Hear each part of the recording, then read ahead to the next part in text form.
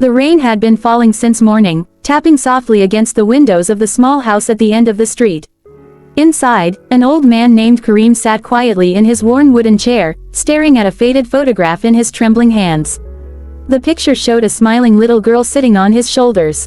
Her eyes sparkled with happiness, and her tiny hands rested on his head. Every time Karim looked at that photograph, his heart felt both warm and broken. That little girl was his daughter, Aisha. Years ago, his house had been full of laughter. Aisha was the light of his life. After the death of his wife, Karim had raised her alone. He worked day and night as a tailor to give her everything she needed. He skipped meals so she could eat better food. He wore old clothes so she could have new ones. He spent countless nights sewing under a dim lamp while she slept peacefully beside him. Whenever he felt tired, he would look at her sleeping face and smile. One winter evening, when Aisha was only 7 years old, she wrapped her tiny arms around him and asked, "Abba, are you tired?" Karim smiled and kissed her forehead. "A little. When I grow up, I will earn lots of money. Then you won't have to work anymore." Her innocent words filled his eyes with tears. "That's not why I work, my princess." "Then why?" "Because your smile is worth more than all the money in the world." Years passed. Aisha grew into a brilliant young woman. She excelled in school and earned a scholarship to a prestigious university in another city. Karim was proud, but deep inside, he feared the loneliness that would come after she left. The day she departed, he stood at the bus station holding back tears. "Take care of yourself, Abba," she said. "You too, my daughter. I'll call every day." Karim nodded. As the bus pulled away, he waved until it disappeared from sight. That evening, the house felt unusually silent. The dining table had one empty chair. The bedroom felt larger, even the walls seemed lonely. But Aisha kept her promise. Every night she called him. She told him about her classes, her friends, her dreams. Karim listened carefully, never missing a detail.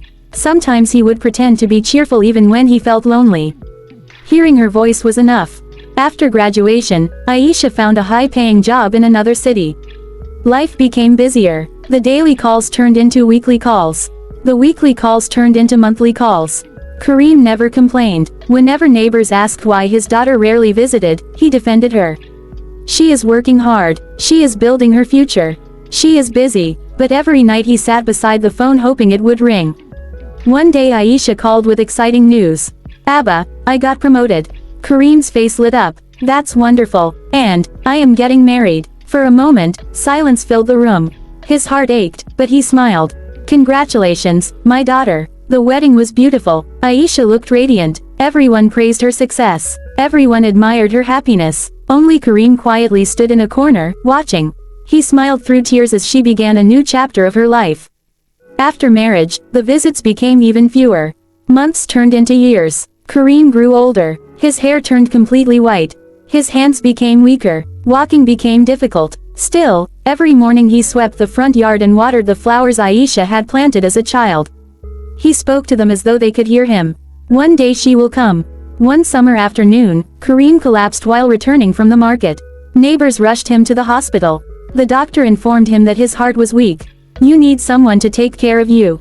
Karim simply smiled. "I'll manage." The neighbors contacted Aisha. She arrived 2 days later. The moment she entered the hospital room, she was shocked. Her father looked much older than she remembered.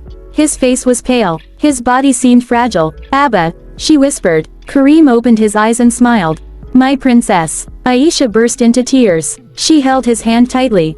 "I am sorry." "For what?" "For not being here." Karim gently squeezed her hand. "You came now. That's enough." But deep inside, Aisha knew it wasn't enough. She remembered all the birthdays she had missed. All the festivals she skipped. All the calls she never returned. All the moments she chose work over family.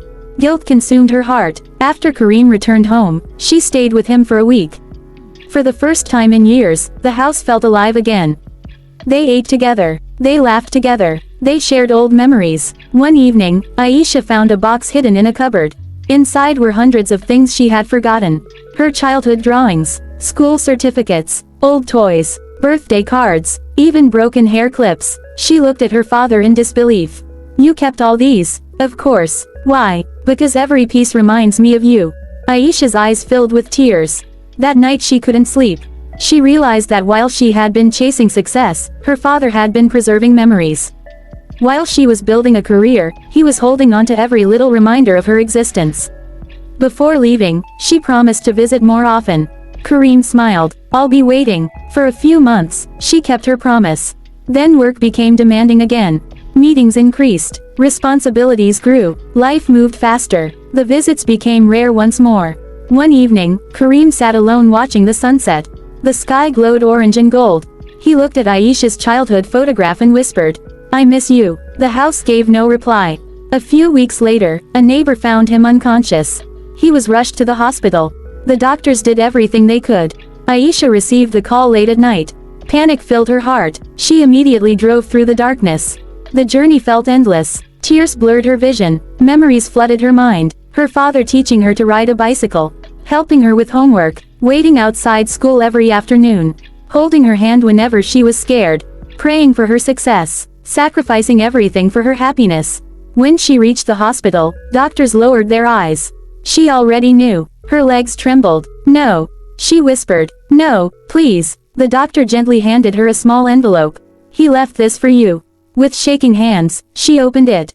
Inside was a letter. "My dearest Aisha, if you are reading this, it means I have gone where your mother has been waiting for me. Please don't cry too much. I lived a beautiful life because I had you. From the day I first held you, my world became brighter. I know you feel guilty for not spending enough time with me. But I never blamed you. Not once. Parents do not count the missed visits. They count the moments of love. And you gave me many. I was proud of every achievement, every step, every success. Whenever people spoke about you, my chest filled with pride. You became everything I hoped you would become. There is only one thing I want you to remember. Life is shorter than it seems. Money can return, jobs can return, opportunities can return, but people do not. Never postpone love, never delay a visit, never assume there will always be another tomorrow. Take care of your family. Love deeply, forgive quickly, and whenever you miss me, look at the sky. Perhaps we will be looking at the same stars. Your loving Abba." By the time she finished reading, tears covered the paper. She cried harder than she ever had before. Not because her father was gone, but because she finally understood the depth of his love, a love that never demanded, never complained, never expected anything in return. A love that waited patiently through lonely days and silent nights. A love that remained constant until his final breath. Months passed, then years. Aisha often visited the old house. She kept everything exactly as it was. The wooden chair remained by the window. The flowers still bloomed in the yard. The photograph still rested on the table. One evening, her young son asked, "Mom, who is that man in the picture?" Aisha smiled through tears. "That is your grandfather. Was he a great man?" She looked toward the sunset. The same sunset her father loved to watch. "Yes," she whispered, "the greatest man I have ever known." Then she told her son stories about Kareem. Stories of sacrifice. Stories of kindness. Stories of unconditional love. And as she spoke, she realized something beautiful. Although her father was gone, his love was not. It lived in her memories. It lived in her heart. And now, it would live in the heart of another generation. Because true love never dies. It becomes a light that continues shining long after the person who carried it is gone.